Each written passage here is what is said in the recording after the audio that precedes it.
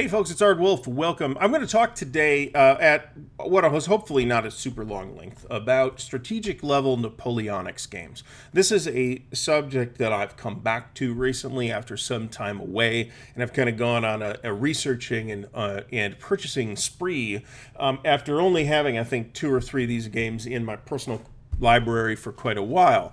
Napoleonics is a topic that has always been of interest to me. I've recently, like I said, added a couple of games that are either returning to the collection after a long absence or being added to the collection for the first time, and I thought I would do a little video talking about the various things that I have some experience with, either through play or because I've looked into them. And I'll point that out, the difference, as I get to the individual games. So I think what I should start with is which games are like qualifying here. First of all, the big qualification is that they're games that I have some knowledge of, right? Either because I have read the rules or looked into them or played them or owned them at one point or whatever.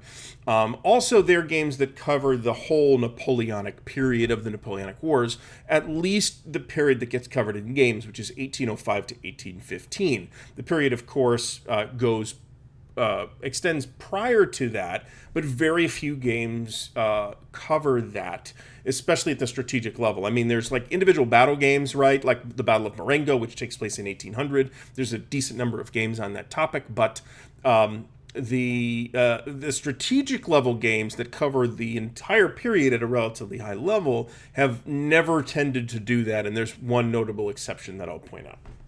So the first one that I should talk about is War and Peace.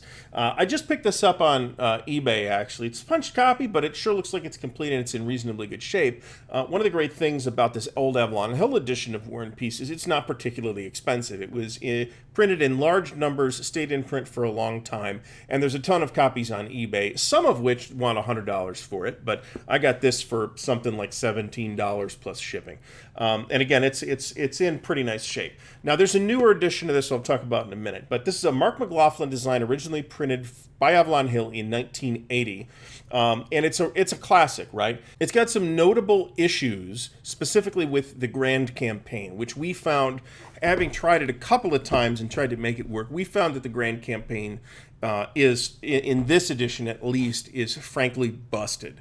The campaigns, the scenarios, I should say, some of which are fairly long, are, on the other hand, completely solid, and it's a really classic game. It's got some quirks dating, due to its age. Like there's the rivers run through the middle of hexes, for example, which is very strange. You can also have this very odd thing happen where the combats might never end until both armies are just whittled down to nubs, and that doesn't really make any sense. It's not as common as you might think it is, but it does. I have seen it happen. It's probably going to happen in at least one game. That's a little bit weird. I think there probably should be a cap, but you could easily throw in a house rule that says combats can only have up to 3 rounds or something like that, and afterwards somebody's got to retreat. One of the other things that at least I tend to forget about some of these old Avalon Hill titles is this is actually a huge game. This is like 1,100 counters. There's 4 counter sheets in this thing, and while it's one conventionally sized map, the number of pieces in here is really high. The density on the map is not super high, but there's a lot of pieces in here because you've got these like fungible strength points as units, so you kind of need a big pool of them. The fact that this was printed in 1980 really shows. The graphics are primitive. It's not that the game is ugly, although it is not attractive. It's that the primitive graphics actually get in the way of playing. The counters are too difficult to tell apart. The counters have print on them that is impossible to read. I found the counters difficult to read back when I had better eyesight. Nowadays, it's very difficult. Now, there is a new edition of this released in 2020 from One Small Step, and it's called Mark McLaughlin's War and Peace, I believe, and it is very nice. Gilbert Collins has a couple of videos on it, so please check those out if you want to see the components. It fixes definitely the component issues that I have with this old game. It's still kind of a bear to sort the counters and get everything back in the box in a reasonable way, but the counter readability issues are completely fixed in the One Small Step edition. It's basically the same game with errata worked in, with a few extra options, with a couple of additional scenarios, a couple of which do cover the period before 1805. There's at least an 1800 Marengo scenario, for example. So we have some coverage. The campaign starts in 1805. From listening to people talk about it, it sounds like the One Small Step edition still has a broken campaign game. I can't verify that that's the case, but it's said to be problematic. That said, the scenario, you really play it for the scenarios, right? It's a completely solid game played for the scenarios. And like I said, this Avalon Hill game is cheap. Another game that I have not played, also from Avalon Hill though, is this classic, Empires in Arms. The original version of this was actually produced and designed by the Australian design group, so Harry Rowland and Greg Pinder. The Avalon Hill edition, which is much easier to get, was released in 1983. It's a very unconventional interior based on Avalon Hill games of the period. So this is kind of a classic. This is also a classic, which I have never played, and I've never even owned it until literally this week. It's not especially cheap to get on the collector's market. This was like a semi-punched copy. I spent about $70 plus shipping on it, which is a pretty good price, actually. It's kind of a huge, sprawling, social, political, economic, and military depiction of the Napoleonic period. And it is a classic. There's a number of interesting things about this game. One of which is that I have seen it appeal to people who don't normally play war games. Back at the game store I was involved in many years ago now, there was actually a group of people, none of whom were actual war gamers, but who were religiously devoted Empires in Arms players. And I found that very interesting at the time. It's still a very wargamey game, right? But for some reason it has some appeal outside of that. And I think it's just because of that huge epic scope that it has. It is a very complex game. It takes quite a long time to play. My estimate of the campaign game, which is what you want to play, unlike War and Peace, the campaign game is where it's at in Empires in Arms. I don't see any reason to play the scenarios unless you're specifically restricted to a specific length of time or you're trying to learn the game. The campaign game is what you want to play, and it's probably 100 or 200 hours. It's a big time investment. Optimally, you could easily run this online, though, as a play-by-mail or a vassal or something like that.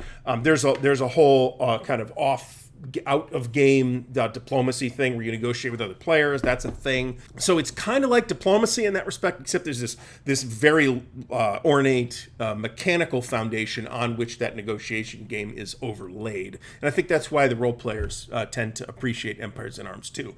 Now there is a sort of fan created new version of Empires in Arms called Empires in Harm, which you may have seen online.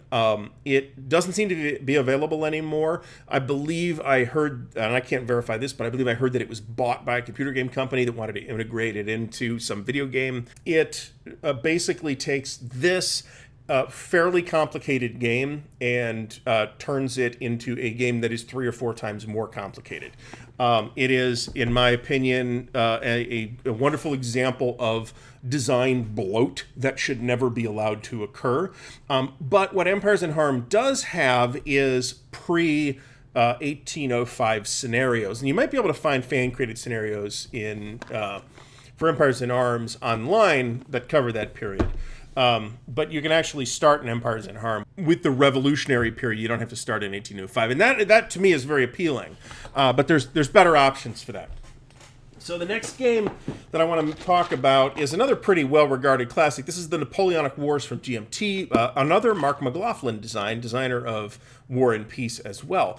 This is, there's been 2 printings of this, and I think if it was being redone today, and I hope that GMT will someday reprint this, it would be done in a big deluxe edition with a mounted map, a bigger map and a mounted map, which I think this game deserves. This is a classic style point-to-point map card-driven game, and it is a completely conventional in that respect. That's a point-to-point map. You have leaders that move armies around. You play through the play of cards, which you play either for the event or for the ops points. Then you do things with the ops points. So it's completely conventional. It plays very well. It is a very good multiplayer game and can be played in a day, which I also like. It can go pretty far off the historical rails, but for a multiplayer game, I think that's not a bad thing. I think it's a better multiplayer game than it is a two-player game. But it's hard to get it played. I've played it to completion, I think, 3 times, and I've played partial games of it another 2 times. It's hard to arrange because it's designed as a multiplayer game and is really good at that, but multiplayer games are harder to do unless you're at a convention. Now, the last game I'm going to talk about that I actually have to show you is one I've talked about on the channel before. This is Nations in Arms from Compass Games. This is a game by Stanislaus Thomas. It's got a kind of a complicated story behind it. So back in 2007, designer Stanislaus Thomas released a game called Le Grand Empire through Pratzen Editions. It is a hex-based, I think, core-level simulation of the Napoleonic Wars. A couple years later, in 2012, he designed and released Nations in Arms from Compass, the first edition of which is fairly messy. The rulebook is bad enough that it had to get rewritten by some fan. And I think that rewritten rulebook is available on Board Game Geek, but the second printing, which came out late in 2019, actually has a revised rulebook, which is not the fan rewritten version. It is a cleaned up version of the original rulebook, and it is a noticeable improvement as far as I can tell. The game system is a bit fiddly, and I'm using that term, that very vague term, kind of intentionally. There's a lot of fussy little rules and fussy little exceptions. And like Le Grand Empire, this is a hex map. It's a 2-map game, also quite a big game, core level game that is a chit pull game, but it also has cards. It's not a conventional card-driven game, but there are cards that you also play. And it's of the games, I haven't played it, although Nate from Wise Guy History, you should check his channel out because he has done several videos on this game, and if you want to investigate the game, go ahead and check those out. I feel like this has the most potential of all the games I'm talking about here, but I haven't had a chance to play it yet because I just haven't had the local guys. I can't set it up because it's 2 maps, and I can technically set up a 2-map game, but they're 2 slightly oversized maps that won't fit together on my table, which is a little irritating. But it's got nice components. It's got multiple decks of cards. I made the tuck boxes, by the way.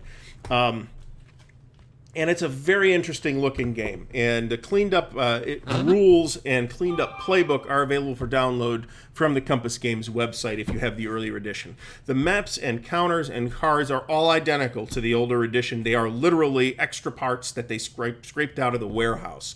They only reprinted the rules and charts, and actually the box is the old version of the box as well. Now, one thing that Nations in Arms does that many other Napoleonic games do not is cover the entire period, starting with 1792 in this case, actually. There is no contiguous campaign game that runs from 1792 to 1815 because that's not really possible. I mean, either Napoleon takes charge in France or he doesn't, and if he doesn't, then you have something that looks very dissimilar to the historical Napoleonic Wars. Nevertheless, Nations in Arms is the only game that I'm familiar with that has real treatment, or at least part of the game officially, a real treatment of the pre-1805 period with campaign game support for that. Now, there's 3 games that I could talk about here that I don't have at the moment. The first of which is interesting because it comes back to Nations in Arms. Designer Stanislaus Thomas, after Nations in Arms, went and designed a game called Napoleon Against Europe, and it was released by Hexasim. It was printed twice, but it is currently out of print again. It is said to be very good. Stuka Joe has some video on that. It has been on my to-get list for a long time, but when it was available, I didn't have the money, and then when I had the money, it was no longer available, and goes for relatively penurious prices on the secondary market for whatever reason. But it looks like a pretty interesting game. It is a lot of the same ideas as Nations in Arms as far as I could tell, but it is strictly a card-driven game. The chip pull mechanism has been completely removed, and it's a card-driven activation system. It's an area movement map, very attractive, I think mounted area movement map, very attractive game. I would like, hopefully someday Hexasim will reprint it and I will be able to get my hands on a copy. In the meantime, Nations in Arms will remain Monsieur Thomas's final word in my library on the subject. There was also a game called Age of Napoleon. It was released in 2003 by Phalanx, and I think it might have been published by other publishers as well, designed by Renaud Verloc. This is a very attractive game. Gilbert Collins has done some video on this too. It's very attractive components. It's at a very high level. It's a card-driven area movement game. I owned it at one point and was real excited about it, and then tried to play it a couple times and just didn't enjoy it. And I think the granularity of it was just too coarse for my tastes.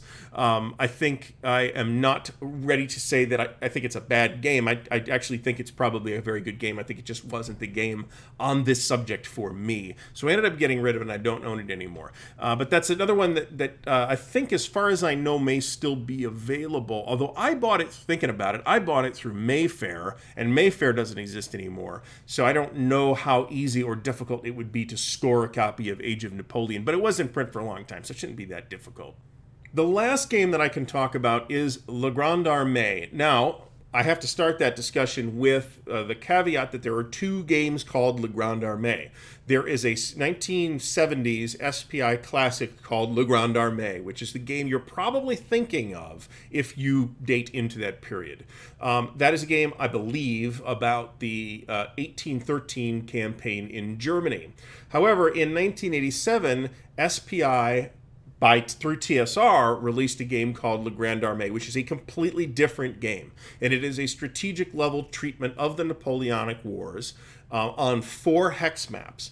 It looks, for a scale perspective, it looks extremely intriguing. It is not, again, not the same game as the old SPI classic. And I've never owned it, I've never looked at it, except in pictures. It does not have a good reputation. It was designed by Mark Akers, who's more known for being one of the Pace Setter crew, designers of or publishers of Chill and Time Master, which are really cool role-playing games, actually. But Le Grand Arme does not have a strong reputation. It's also got a Jim Holloway cover art. Jim Holloway recently passed away, so that's probably meaningful. It doesn't go for a huge amount of money, but it goes for, I think, commonly a little more than I think it's worth. I typically see somewhere in the $40 to $60 range for that game, and I think that's a little bit high. So I haven't picked it up yet. I kind of would like to see it. It's just, money's tight. Times are tough. So we probably won't get our hands on that anytime soon. But it's an interesting looking game, with an eye towards maybe getting it and playing it and then fixing it up and addressing any problems that it might have, and maybe introducing some of the concepts from some of these other games that we've talked about. So those are the strategic Napoleonic games that I have either in my library, or have played, or have an interest in, or have an opinion about. They're not the only examples, obviously, but I figured if I was going to conduct this exercise, I might as well do it on video so it's potentially useful for other folks. So hopefully you have found it helpful. If so, please give the video a thumbs up. Please subscribe to the channel and click the little bell icon to get notified when new content comes out. If you'd like to support Ardwulf's Lair, please share the content around on social media. That is always greatly appreciated. And if you're so inclined, there's a Patreon link in the video description. Until next time, thanks again for watching, and happy wargaming.